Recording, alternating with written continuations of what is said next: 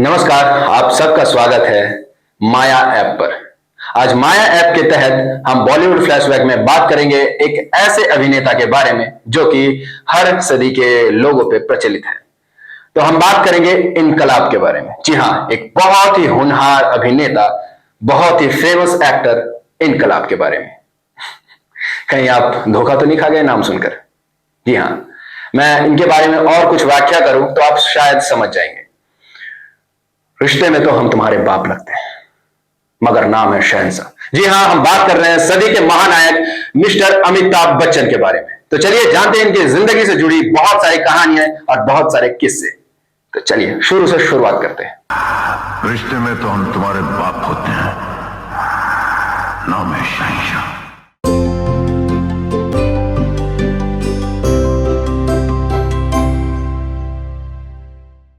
जी हाँ, आज हम बात करेंगे अमिताभ बच्चन के बारे में, जिनका जन्म 11 अक्टूबर 1942 में हुआ। इनके जन्म के साथ इनका नाम इनकलाब रख दिया गया।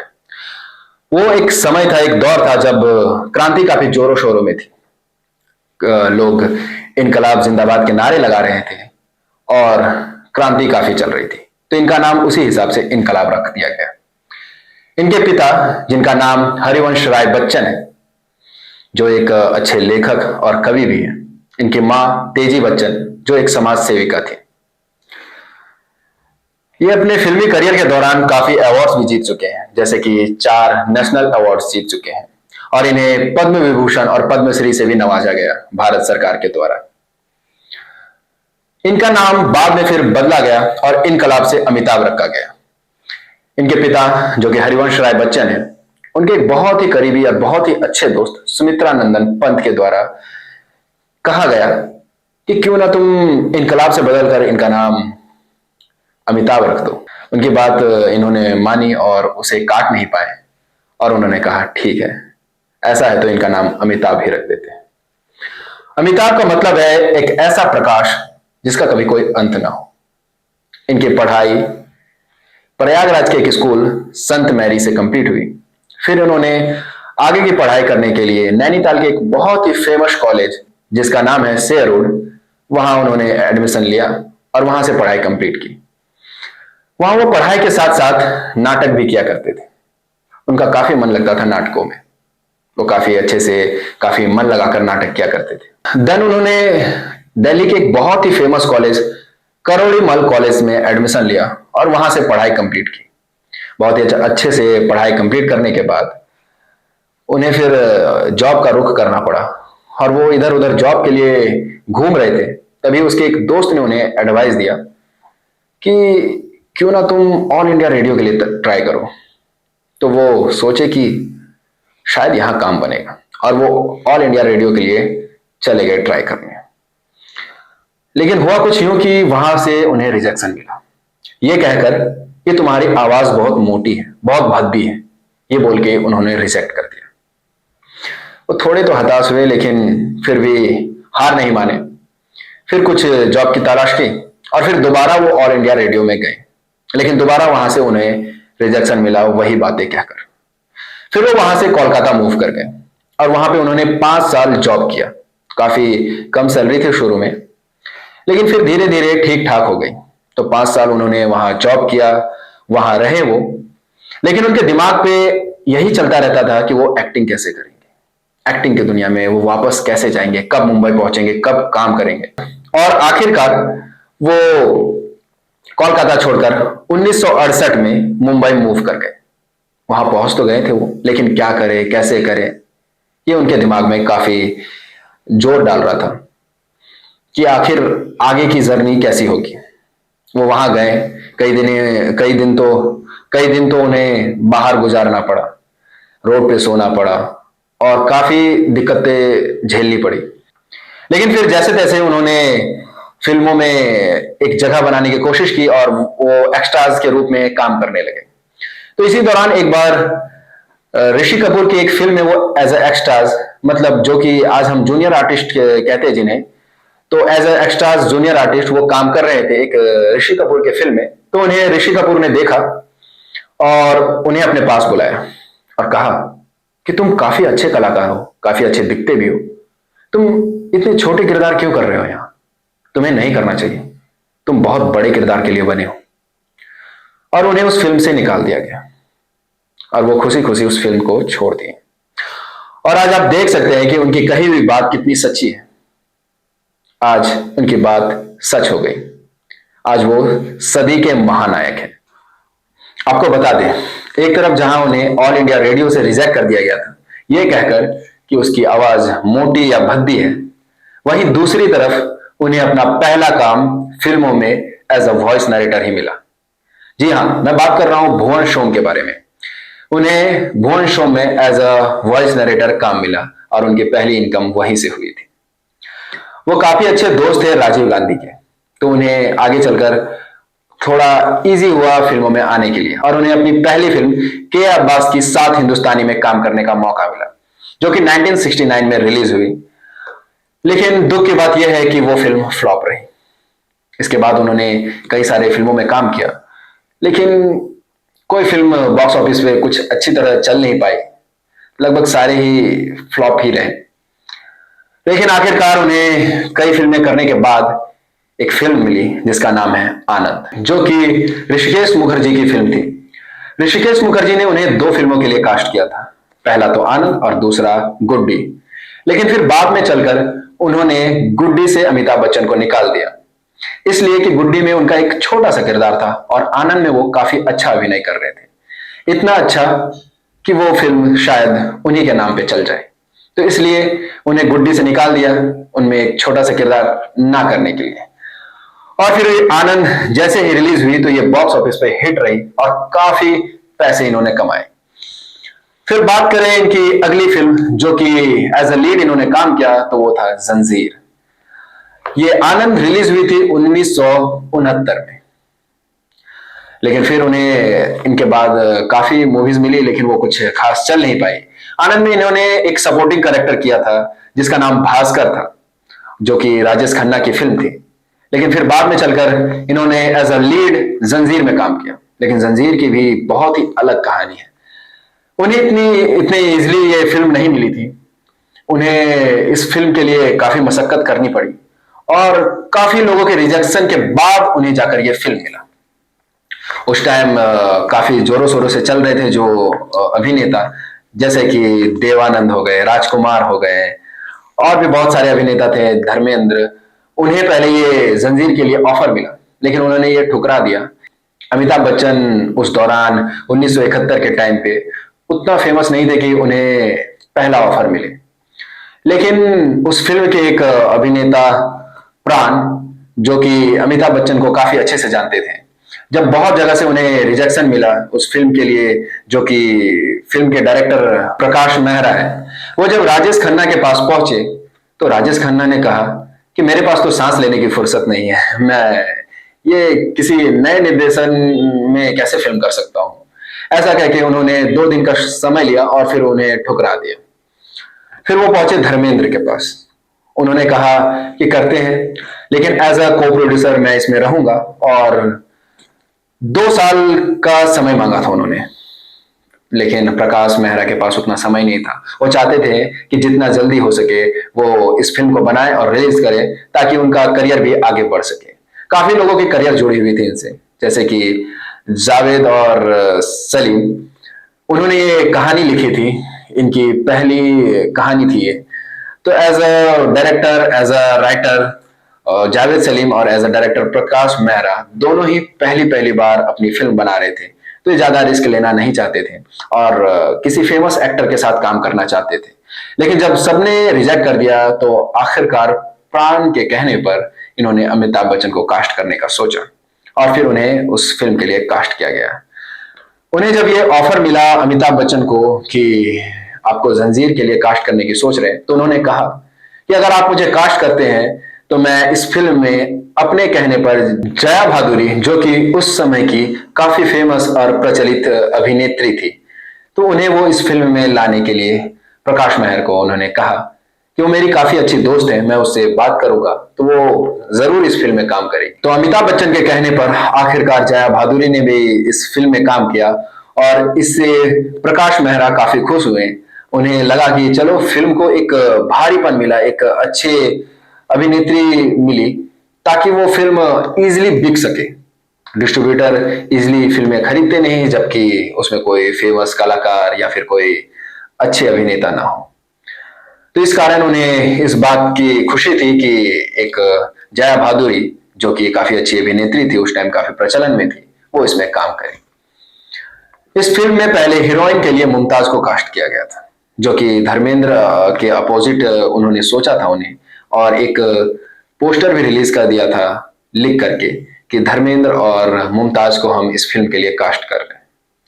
लेकिन फिर बाद में जब धर्मेंद्र ने इस बारे में कहा कि मैं अभी समय लेना चाहता हूं इस फिल्म को बनाने में, लेकिन प्रकाश मेहरा के पास उतना समय नहीं था, वो 6 महीने के अंदर इस फिल्म को बनाना चाहते थे, तो उन्होंने फिर अमिताभ बच्चन को अप्रोच किया।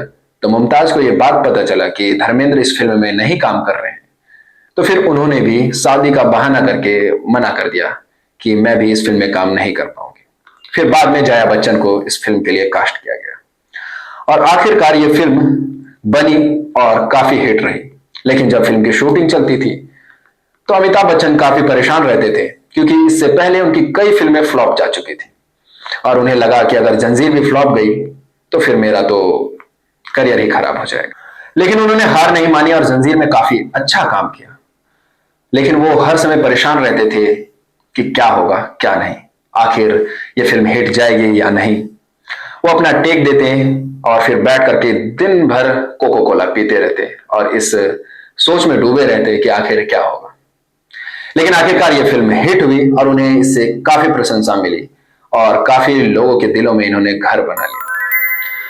जंजीर के बाद उन्होंने कई सारी फिल्में की और काफी सुपरहिट फिल्में उन्होंने दी, जैसे कि अदालत, अमर अकबर एंथनी जैसी कई सुपरहिट फिल्में उन्होंने दी। और फिर बाद में एक मनहूस दिन आया जिसे कैसे भूल सकते हैं, 26 जुलाई 1982। जी हाँ, कूली फिल्म के दौरान उन्हें एक गंभीर चोट लगी पुनीत इस्सर जी के द्वारा। पुनीत इस्सर जी पहले भी मनमोहन देसाई के साथ काम कर चुके थे एज असिस्टेंट। तो मनमोहन देसाई ने उन्हें कहा था कि मैं आगे चलकर तुम्हें एक काफी अच्छा नेगेटिव किरदार दूंगा और तुम्हें एक खलनायक के रूप में इंडस्ट्री में लाऊंगा। अपने वादे के अनुसार मनमोहन देसाई ने पुनीत इस्सर को एक किरदार दिया जो कि खलनायक के रूप में उन्हें एस्टेब्लिश कर सकता था। लेकिन यह फिल्म उनके लिए अभिशाप रहा। हुआ कुछ यूं कि एक सीन था जिसके दौरान पुनीत इस्सर को एक मुक्का मारना था अमिताभ बच्चन के पेट में और मनमोहन देसाई ऐसे एंगल में शूट कर रहे थे कि उसे चीट नहीं कर सकते थे। थोड़ा ऑथेंटिक दिखाना था, तो अमिताभ बच्चन ने खुद कहा उन्होंने कि तुम ऐसा करो कि अपना मुक्का ऐसे मारो कि मेरे पेट को छूते हुए क्रॉस करे। तो पुनीत इस्सर ने कहा ठीक है। लेकिन हुआ कुछ यूं, जब मुक्का मारने की बारी आई तो 1-2 सेकंड आगे पीछे होने के कारण वो मुक्का पेट में जोर से लग गया। पेट में जैसे ही मुक्का लगा वो पीछे की तरफ उछले और एक बेंच था पीछे जिसका किनारा उनके पेट पे लगा और काफी ब्लड लॉस हुई उसके बाद और उनकी तबीयत धीरे धीरे बहुत बिगड़ने लगी। तुरंत वहां सेट से अपने होटल गए और फिर तबीयत जैसे जैसे बिगड़ती गई वो वहां से फिर हॉस्पिटल शिफ्ट हुए और फिर वहां उनका इलाज चलने लगा। सभी को लग रहा था कि इसमें सरासर पुनीत इस्सर की गलती है, लेकिन शायद ऐसा कुछ नहीं था। ऐसा बयान अमिताभ बच्चन ने खुद दिया जब वो ठीक हुए थे। उनकी ठीक होने की उम्मीद बिल्कुल नहीं थी। डॉक्टरों ने कह दिया कि कुछ ही समय इनके पास बचा हुआ है, जो कोई भी मिलना चाहे मिल सकते हैं। लेकिन फैन ने उम्मीद नहीं छोड़ी थी। फैन की दुआ और डॉक्टरों के हिम्मत की वजह से आज वो यहां हम सबके बीच मौजूद हैं। उनके पेट में चोट लगने के बाद उन्हें बहुत खून की जरूरत थी, तो उनके फैन ने उन्हें खून डोनेट किया और पुनीत इस्सर की जो वाइफ थी उन्होंने बहुत ही ज्यादा खून अमिताभ बच्चन को दिया। बहुत से लोग ये कह रहे थे कि तुम्हारी अगली फिल्म राजेश खन्ना के साथ है और राजेश खन्ना के खुन्नस के कारण तुमने अमिताभ बच्चन को चोट पहुंचाई है, लेकिन ऐसा कुछ नहीं था। उन्होंने जानबूझकर ये नहीं किया था। ये चीजें गलती से हो गई थी। ऐसा अमिताभ बच्चन ने खुद एक बयान में लिखा और फैंस को बताया। एक बार उन्होंने पुनीत सर को खुद अपने हॉस्पिटल में मिलने के लिए बुलाया जब वो थोड़े ठीक हो गए थे, और उन्होंने उससे बात की कि तुम्हारी कोई गलती नहीं है। लेकिन मीडिया ने इन्हें एक रियल लाइफ गुनहगार या खलनायक कह सकते हैं, उन्हें स्टैब्लिश कर दिया। लोगों के बीच इनके प्रति इतनी ईर्ष्या पैदा हो गई कि अमिताभ बच्चन के फैंस इनका खून भी कर सकते थे। हुआ कुछ यूं कि वो एक बार कहीं जा रहे थे तो कुछ औरत इन्हें मिले जो कि अमिताभ बच्चन के काफी अच्छे फैन थे, और वो आपस में ये बातें कर रहे थे कि वो आदमी मुझे मिल जाए जिसने अमिताभ बच्चन को चोट पहुंचाए तो मैं उसका खून कर दूं। ये सुनते ही पुनीत सर ने कुछ नहीं कहा और वो वहां से सीधे निकल गए। ये फिल्म पुनीत सर के लिए जो कि वरदान होने वाली थी वो एक अभिशाप हो गई। इसके बाद उन्होंने 6 और फिल्में साइन करी थी जो कैंसिल कर दिया गया, जो फिल्मों से उन्हें निकाल दिया गया ये कहकर कि तुमने जानबूझकर अमिताभ बच्चन को चोट पहुंचाई वगैरह वगैरह। लोगों के बीच इनके प्रति इतनी ईर्ष्या फैली कि इन्हें फिर आगे कई सालों तक कुछ भी काम नहीं मिला। फिर इन्हें थक हार कर बी ग्रेड फिल्मों में काम करना पड़ा और अपनी रोजी रोटी चलानी पड़ी। इन्होंने काफी सोचा कि आखिर मैं करूं क्या, मेरी गलती क्या है। ये सोचकर ये खुद ही बहुत गिले शिकवे के साथ जी रहे थे जिंदगी। फिर इन्हें आगे चलकर एक महाभारत जो कि एपिसोडिक सीरियल थी उसमें काम मिला दुर्योधन का, जिसमें उन्होंने काफी अच्छे से अपने किरदार को निभाया और अपनी एक अलग पहचान बनाई।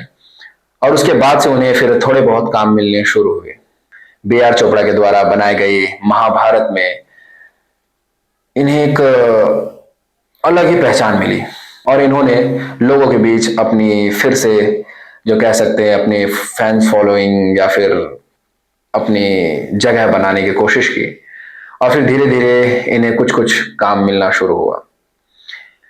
लेकिन बात करता हूं उन दिनों की जब ये बिग बॉस में थे और रेखा जी वहां आई हुई थी, तो रेखा जी ने उन्हें बहुत गंदी तरह इग्नोर किया। वहां बिग बॉस के सभी कंटेस्टेंट से वे बहुत अच्छी तरह से मिली, सबसे गले लगी, लेकिन जैसे ही पुनीत सर की बारी आई वो उन्हें इग्नोर कर दी। तो वो चीज भी पुनीत सर को बहुत बुरी लगी, लेकिन खैर वो समझ सकते थे कि आखिर करो क्या मैं। जब अमिताभ बच्चन बीमार थे और हॉस्पिटल में थे तब डॉक्टरों ने जया बच्चन से कहा कि आप चाहें तो अमिताभ बच्चन से मिल सकते हैं और इनके पास समय ज्यादा नहीं है, कुछ कुछ दिन ही और जिंदा रह पाएंगे, तो आप मिल लीजिए, जो बातें करनी है आपको कर सकते हैं। तो अमिताभ बच्चन से मिलने के लिए जैसे ही जया बच्चन अंदर गई और उनसे कुछ बात करना ही शुरू किया था उन्होंने, कि उन्होंने देखा कि अमिताभ बच्चन का अंगूठा हिल रहा है। उन्होंने जोर से आवाज दी कि ये जिंदा है, जिंदा है। डॉक्टर तुरंत वहां आए और फिर इलाज शुरू कर दिया, और अपने इतने सारे फैन के दुआ के कारण और डॉक्टरों के काफी मेहनत के कारण वो आखिरकार बच गए। लेकिन आगे चलकर कुछ सालों के बाद वो फिर बीमार पड़ गए, और जब वो बीमार पड़े दोबारा तो जांच की गई तो पता चला कि उन्हें जो उनके 200 फैंस ने मिलकर खून दिए थे, जो कि तकरीबन 60 लीटर खून था, और उन 200 में से कोई एक ऐसा था जिनको हेपेटाइटिस पॉजिटिव था, और वो बीमारी उन्हें लग गई थी खून के द्वारा। ये बीमारी लगने के कारण उनका 75% लीवर खराब हो गया था।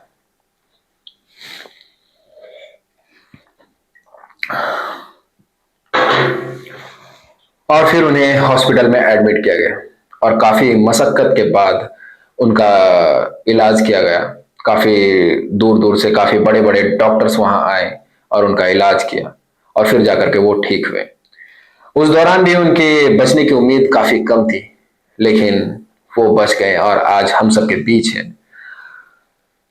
लेकिन कुछ भी कहें, इससे सबसे ज्यादा जिसे झेलना पड़ा वो थे पुनीत सर। अमिताभ बच्चन ने तो झेला ही ये तकलीफें, लेकिन पुनीत सर को काफी कुछ झेलना पड़ा। उनका पूरा करियर बर्बाद हो चुका था। उनकी पहली फिल्म थी जिनमें उन्हें चोट लगा, अमिताभ बच्चन को। तो कूली उनकी पहली फिल्म थी जिसमें वो एक अच्छा किरदार कर रहे थे, लेकिन उनके बाद उनका करियर जैसे चौपट हो गया। लेकिन आखिरकार उन्हें दुर्योधन के कैरेक्टर में देखा गया और काफी प्रशंसा की गई, काफी अच्छा किरदार उन्होंने निभाया। जब अमिताभ बच्चन स्वस्थ हो गए और अपने घर में सकुशल थे, तो उन्होंने बीच में एक बार ट्वीट किया। 2 अगस्त 1982 को ब्रीच कैंडी हॉस्पिटल में मेरे जीवन पर छाए बादल और गहरा गए। मैं जीवन और मृत्यु के बीच झूल रहा था। कुछ ही दिनों के भीतर हुई दूसरी सर्जरी के बाद मैं लंबे समय तक होश में नहीं आया।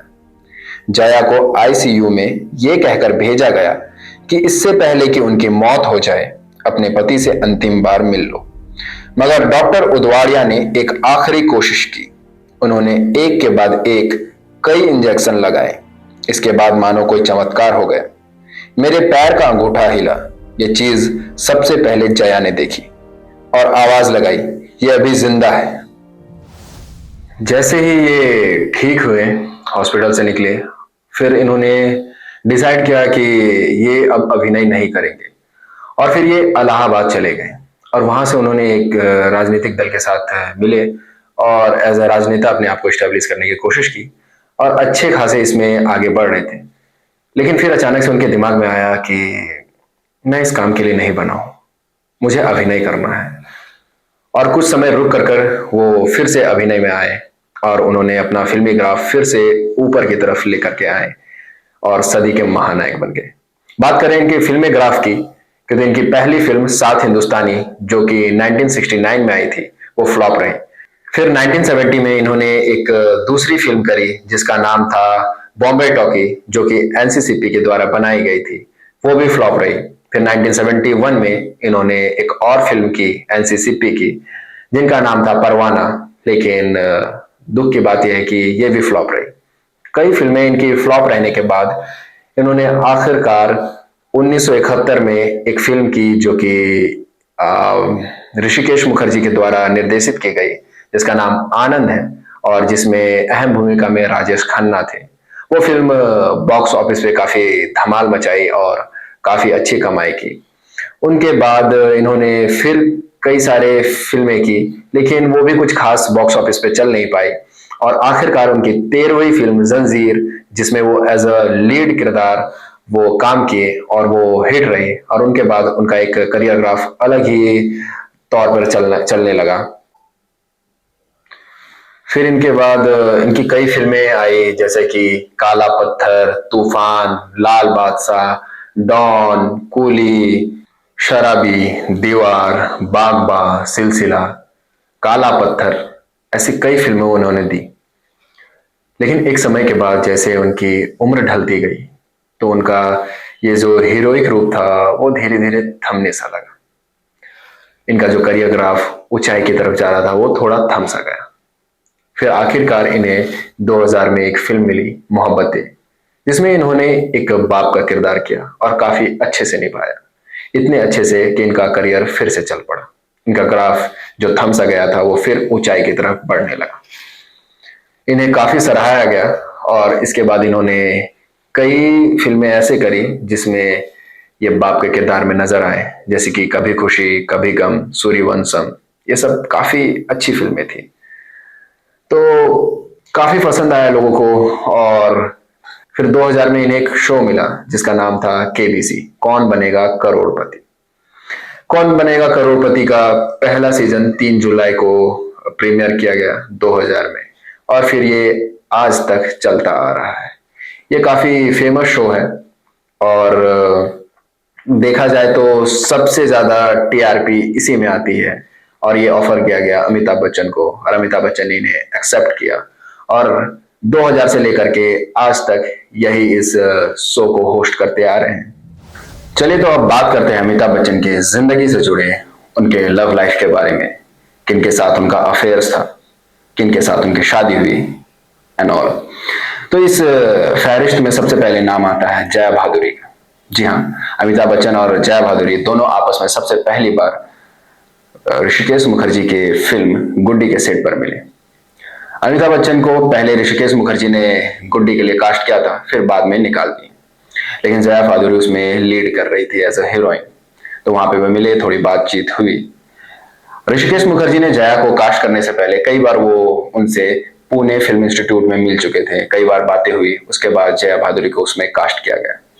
अमिताभ बच्चन दूसरी बार उनसे जंजीर के सेट पर मिले और जंजीर के सेट में दोनों एज अ लीड काम कर रहे थे, दोनों एक दूसरे के ऑपोजिट काम कर रहे थे। उस फिल्म के लिए पहले कई हीरोज रिजेक्ट कर चुके थे इस फिल्म को, फिर अमिताभ बच्चन जब उसके लिए कास्ट किए गए तो कई हीरोइनों ने मना किया कि मैं अमिताभ बच्चन के साथ काम नहीं कर सकती, लेकिन आखिरकार उसमें जया बच्चन ने काम किया और दोनों बहुत ही अच्छे तरीके से उसमें अभिनय निभाए।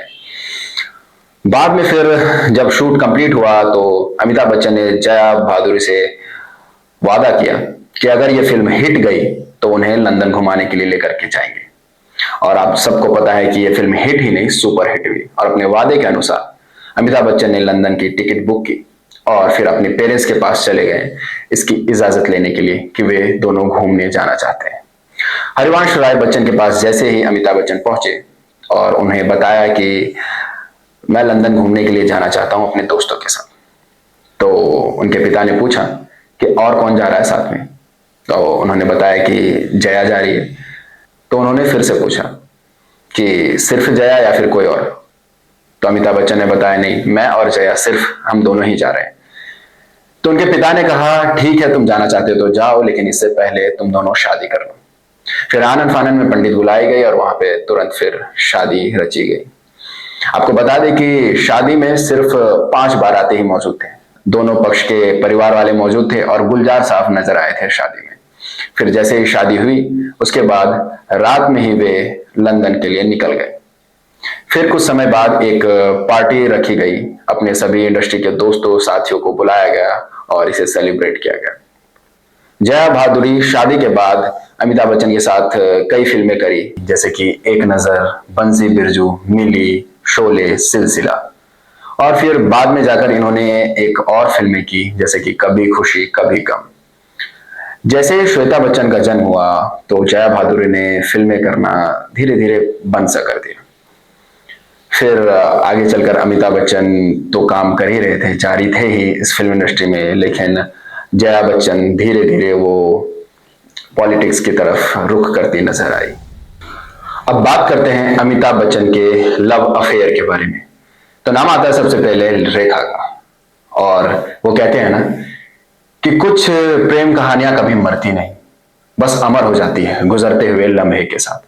कुछ इसी तरह सिलसिला रहा इनका रेखा के साथ।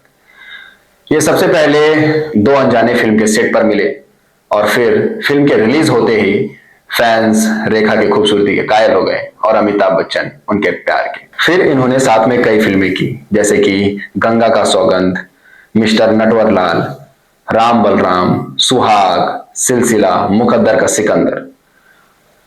ये जब शुरुआती दिनों में जब एक दूसरे से मोहब्बत करने लगे थे तो ये अक्सर मुलाकात रेखा के एक दोस्त थे उनके फ्लैट पे किया करते थे, वहीं मिलते थे, लेकिन ये किसी को पता नहीं था।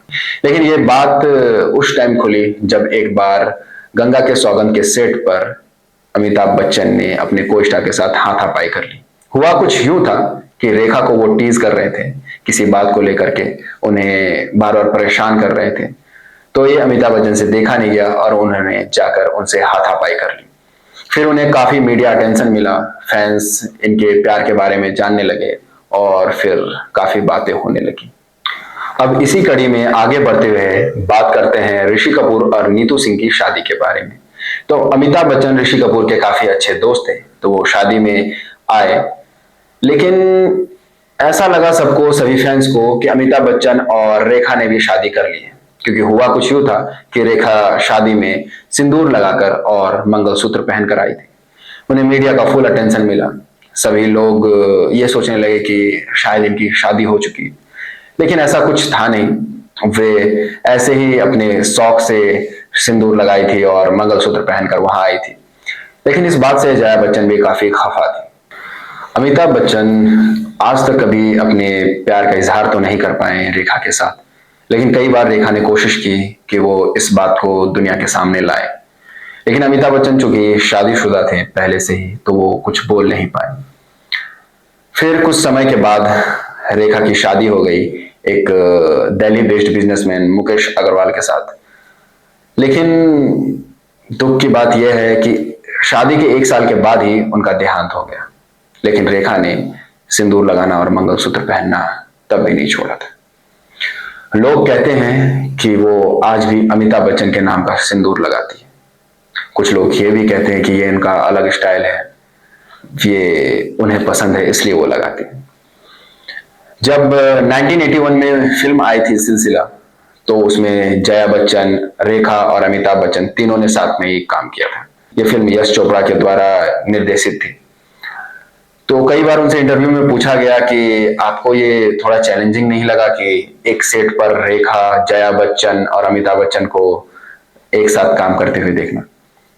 तो यश चोपड़ा ने कहा कि हाँ, थोड़ा चैलेंजिंग तो लगा मुझे, लेकिन ऐसा कुछ हुआ नहीं, बहुत अच्छे से काम हुआ और फिल्म काफी अच्छे तरीके से बनी और आखिरकार फिल्म पर्दे पे अच्छी दिखी थी।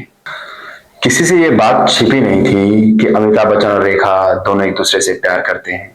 हर एक को ये पता चल चुका था। तो इसी तरह जया बच्चन को भी इसका एहसास हुआ। तो उन्होंने एक दिन रेखा को अपने घर पे बुलाया डिनर पे। तब अमिताभ बच्चन कहीं बाहर गए हुए थे, घर पे थे नहीं। तो डिनर पे रेखा को बुलाया और उनसे काफी देर बातचीत की, काफी चीजें बात की, डिनर किया उन्होंने साथ में। और उसके बाद जब रेखा अपने घर को वापस लौटने लगी, तो जया बच्चन गेट पे गई और रेखा से कहा, मैं अमिताभ को अपने से दूर नहीं होने दूंगी। रेखा ने यह सुना और उसके बाद वो चली गई। और शायद उसके बाद उन्होंने सोचा कि शायद अब हमारी प्रेम कहानी यहीं तक रहेगी, अब आगे नहीं बढ़ सकती है। तो उन्होंने भी फिर इन सब चीजों पे कम ध्यान देने लगे और फिर इनका मिलना जुलना भी थोड़ा कम हो गया और फिर दोनों अपने अपने राह पर निकल पड़े। अब बात करते हैं अमिताभ बच्चन के लाइफ से जुड़ी छोटे छोटे इंटरेस्टिंग फैक्ट्स के बारे में। जैसे कि अमिताभ बच्चन का फेवरेट नाम है विजय। जंजीर, जो कि उनकी पहली सुपरहिट फिल्म रही, उनमें उनका किरदार विजय नाम का था। फिर बाद में उन्होंने 20 ऐसे फिल्में की जिसमें उनके किरदार का नाम विजय था। एक फिल्म आई थी मिस्टर इंडिया, जिसमें अनिल कपूर ने अभिनय किया, लेकिन कहा जाता है कि वो फिल्म अमिताभ बच्चन को ध्यान में रखते हुए लिखा गया था, लेकिन फिर बाद में उसे अनिल कपूर ने किया। एक फिल्म थी खुदा गवाह, जिसकी शूटिंग के दौरान वे अफगानिस्तान, भूटान, नेपाल और भारत, इन सभी जगहों पे इनकी शूटिंग हुई थी। लेकिन जब अफगानिस्तान वो पहुंचे तो वहां पे उनके फैंस इतने उमड़ पड़े कि पूरे देश की आधी सिक्योरिटी अमिताभ बच्चन के लिए लगाई गई। ऐसे ऐसे और भी कई फैक्ट्स हैं, जैसे कि उनकी पहली फिल्म सात हिंदुस्तानी, जो कि रिलीज हुई, तो पैच, उनकी पहली फिल्म सात हिंदुस्तानी जब रिलीज हुई तो अपने पिता और माँ के साथ सिला थिएटर, जो कि दिल्ली में है, उनमें वो फिल्म देखने के लिए गए। वहां वो पहले भी कई फिल्में देख चुके थे अपने कॉलेज के दिनों में, लेकिन वो उनकी पहली फिल्म थी और वो इस बार अपने माँ बाप के साथ अपनी खुद की फिल्म देखने के लिए गए थे। एक बहुत ही मजेदार फैक्ट ये भी है कि एक टाइम था जब ऑल इंडिया रेडियो से इन्हें इनके आवाज को मोटा और भद्दा कह के इन्हें रिजेक्ट कर दिया गया था, और आज एक समय है जब इन्होंने 12 से भी ज्यादा गाने गा चुके हैं।